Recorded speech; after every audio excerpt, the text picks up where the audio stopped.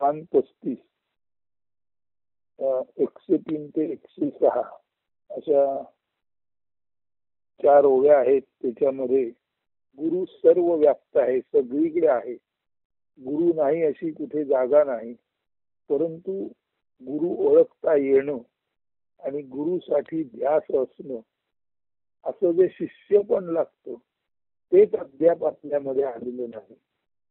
आपणाला देणारा भरपूर उदार आहे, पण घेण्यासाठी आपण पुरेसे सक्षम नाही.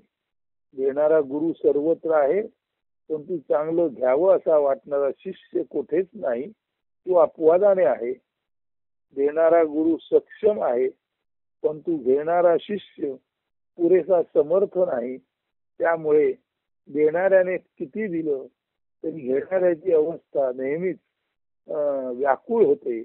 आणि जे आपण ऐकतो हिंदी वचन तुम्हाला माहित असेल ते असं आहे, देने वाले रे तूने तो सब कुछ दिया, क्या करे हम भी हमको तो कुछ ना मिला.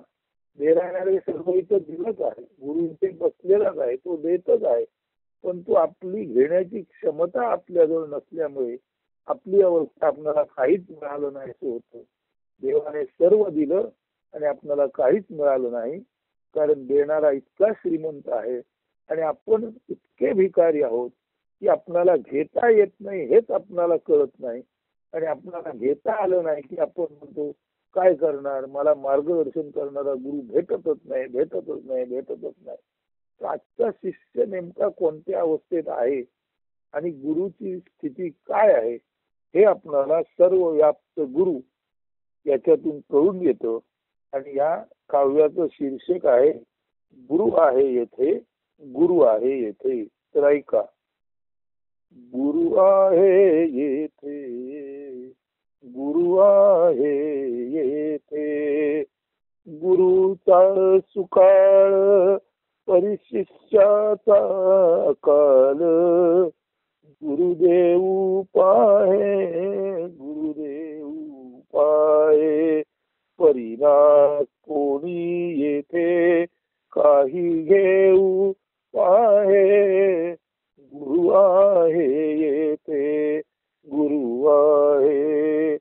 गुरु विद्यालयी परी शिष्य मायालयी, गुरु जेथे असावा तेथे कथितची असतो, परिशिष्य तेथे पतितची असतो. गुरु आहे येथे, गुरु आहे येथे, गुरु सुगंध केवडा परिशिष्य भ्रम बेवडा, गुरु ज्ञानी स्थिर शिष्य ज्ञानी अस्थिर, गुरु आहे येथे, गुरु आहे येथे.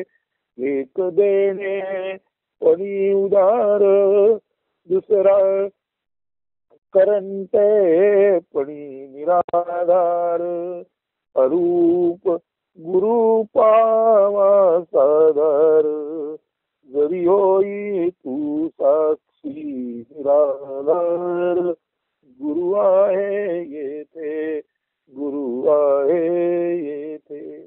सारांश असा आहे, गुरु इथे आहे, तिथे आहे, गुरु सर्वत्रच आहे. गुरुचा खरं पाहता सुकाळ आहे, म्हणजे गुरु भरपूर आहे, परंतु घेणाऱ्यांचा दुष्काळ आहे किंवा अकाल आहे. गुरु देत आहे, गुरु देत आहे, गुरु देण्यासाठी उत्सुक आहे, परंतु इथे घेण्यासाठी कोणीच आतुर नाही. गुरु हा नेहमीच जिथे असतो तिथे विद्यालयच असतो.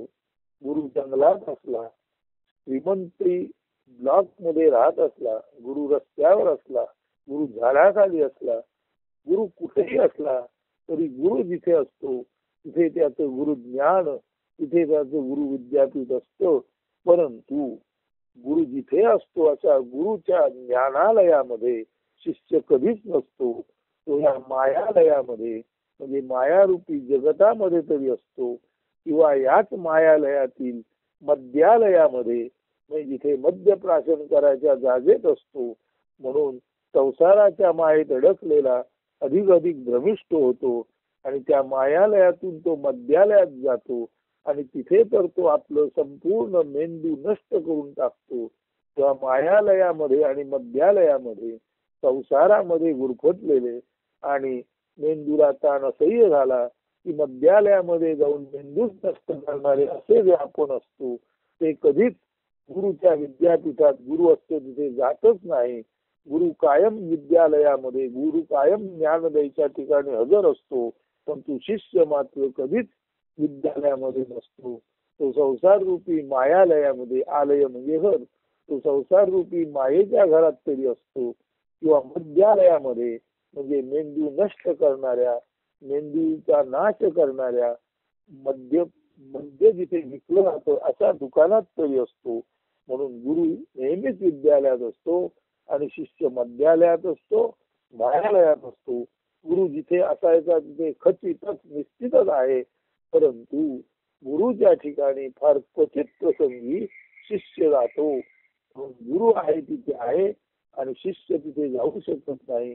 असा संपूर्ण आंधळा व्यवहार, आंधळ्या कोशिंबिरीचा खेळ चालू आहे. गुरु सुगंध केवळा, गुरु ज्ञानी स्थिर, शिष्य ज्ञानी अस्थिर. गुरु हा ज्ञानामध्ये स्थिर आहे. गुरुला माहित आहे की त्याच्याजवळ जे आहे ते अज्ञान नष्ट करणारी त्याच्याजवळ असलेली शक्ती आहे, क्षमता आहे, ती अज्ञान नष्ट करणारी, जगाला मायेतून बाहेर आणणारी आणि सन्मार्गावर चालायला भाग पाडणारी, शिकवणारी, कमीत कमी सन्मार्ग दाखवणारी अशी त्याची शक्ती त्याच्याजवळ कायमच असते. म्हणून गुरु ज्ञानामध्ये कायम स्थिर असतो. जसा सुगंध हा तेवढ्यामध्ये असतोच, तसं गुरुमध्ये अज्ञान नष्ट करणारी शक्ती कायमच असते. म्हणून तेवढा त्याच्या सुगंधात स्थिर असतो. गुरु त्याच्या अज्ञान नष्ट करणाऱ्या सुगंध ज्ञान विद्येमध्ये स्थिर असतो. अशा तऱ्हेने गुरु हा सुगंध केवळ आहे.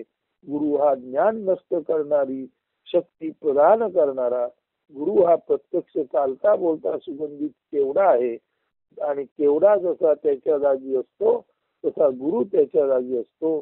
परंतु केवढ्याकडे ज्याला जायचंय त्याला आपला संसार टाकून त्या रानावनात जावं लागतं. ज्याला ज्ञान होय त्याला आपला संसार, आपलं मध्यालय, मायालय टाकून गुरु आहे तिथे जावं लागतं. गुरु त्याच्या जागी आहे. तो ज्ञान सुगंध केवढा आहे, तो देताना उदार आहे.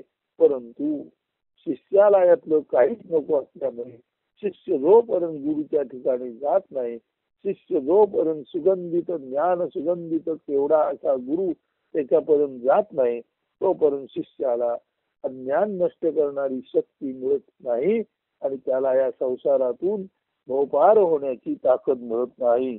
एक देणेपणी उदार, दुसरा करंतेपणी निराधार. गुरु देण्यासाठी उत्सुक आहे, आतुर आहे, तो आपलं सर्वस्व द्यायला तयार आहे. परंतु असा शिष्यच नाही की जो गुरुकडे जाऊन काही घेऊ पाहिजे. गुरु उदार आहे आणि शिष्य नाही. आणि एखादा शिष्य असला तरी तो सुद्धा घाबरत घुबरत जातो. थोडस मिळालं की म्हणतो चला आता मला संसार अधिक चांगला होईल, आणि खरंच ज्ञान मिळेपर्यंत गुरुच्या पायाशी बसतच नाही. त्यामुळे काही जण गुरुकडे गेले तरी तात्पुरत्या स्वरूपात जातात, थोडंफार मिळालं की येतात, परत संसारात अडकतात आणि परत संसारात नाश होतो. गुरुच्या पायाशी बसून अंतिम तत्वज्ञान प्राप्त करून घेईपर्यंत त्यांची धारणा स्थिर नसते, त्यांना संयम नसतो, सबुरी नसते. त्यामुळे ज्ञान देणारा गुरु किती उदार असला तरी ज्ञान घेणारा एक तो शिष्य नाही. आणि एखादा असेल तर तो सुद्धा घाबरत घाबरत थोडस मिळालं की म्हणतो बरं झालं, आता गुरुची पीडा नको, आता मी माझ्या संसारात रमेन.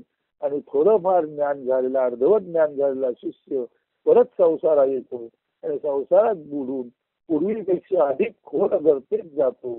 त्यामुळे अर्धवट ज्ञान हे कधी नाशाला कारणीभूत होतं. ज्ञान मिळेपर्यंत पुरेशी संयम आणि सबुरी जर धारण केली तर अत्यंत उदार असलेला गुरु तुम्हाला त्याचं सर्वस्व देतो. आणि गुरु तर सर्वस्व जेव्हा शिष्याला मिळते तेव्हा शिष्यच गुरु बनतो, शिष्यच खऱ्या अर्थाने सुगंधित केवढा बनतो. तर असा सुगंधित केवढा असलेला हा गुरु आणि मायेमध्ये आणि नको त्या व्यसनामध्ये छंदाफंदामध्ये अडकलेला बेवडा शिष्य यांची साथ संगत होणे शक्य नाही. जर शिष्याने आपला ज्ञान नष्ट करण्याच्या तळमळीने तो गुरुपर्यंत गेला तर हा भ्रमबेवडा तो शिष्य आहे, तो खऱ्या अर्थाने सुगंधित ज्ञान तेवढा गुरु बनू शकतो. परंतु देणारा उदार आणि घेणारा करंटा अशी या जगाची अवस्था आहे. म्हणून अरूप गुरु पहावा साधार, जरी होई तू साक्षी निराधार. म्हणून ज्याला ज्ञान हवं त्याला एकदम गुरु भेटणार नाही, परंतु आपल्या दारी शांतपणे बसून आजूबाजूला जे काही चाललं आहे ते तो स्वच्छ उघड्या डोळ्याने आणि स्वच्छ उघड्या मनाने पाहू शकला. हे पाहताना आणि आजूबाजूला ऐकताना त्याच्या मनामध्ये जर कोणतेही विचार आले नाहीत, पूर्वीचे जे कंडिशनिंग आहे, पूर्वीचे जे संस्कार आहेत ते आले नाहीत, तर स्वच्छ डोळ्यांनी आणि उघड्या कानाने जर शांत निवांतपणे साक्षीत्वात माणूस बसू शकला तर ते साक्षीत्वच त्याला त्याच्या योग्य गुरुकडे घेऊन जातं. आणि पूर्वीचा हा भ्रमबेवडा शिष्य असतो तो खऱ्या अर्थाने ज्ञान सुगंधित केवढा बनतो, शिष्याचाच गुरु होतो. असा हा खऱ्या अर्थाने कायाकल्प असतो. शिष्य गुरु बनला आणि गुरु तत्वच तेवढं उरलं. शिष्य गुरु झाला, भक्त देव झाला, सगुण साकार निर्गुण निराकार परब्रह्म झाला. अशी ही अद्भुत ज्ञानाची किमया म्हणजे अध्यात्म ज्ञान. ते आपण गुरु आहे येथे, गुरु आहे येथे या काव्यातून आज अवलोकन केलं. चिंतनात रहा. अस्तु. धन्यवाद. सुप्रभात.